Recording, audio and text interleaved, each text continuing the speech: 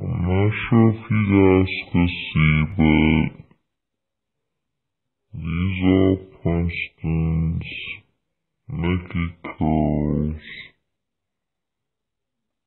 His hair's dry, but I'm trying to see what I'm gonna do.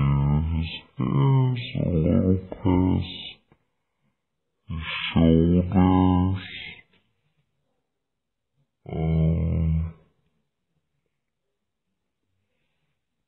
And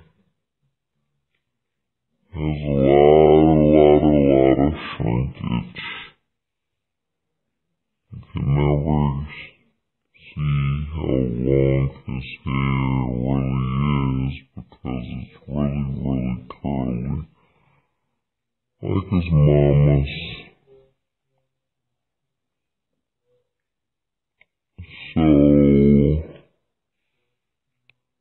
I'm thinking of doing something that'll hold maybe some sort of twist.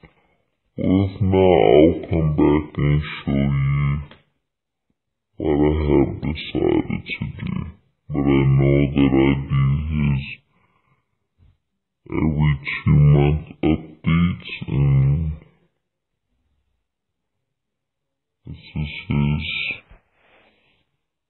2-month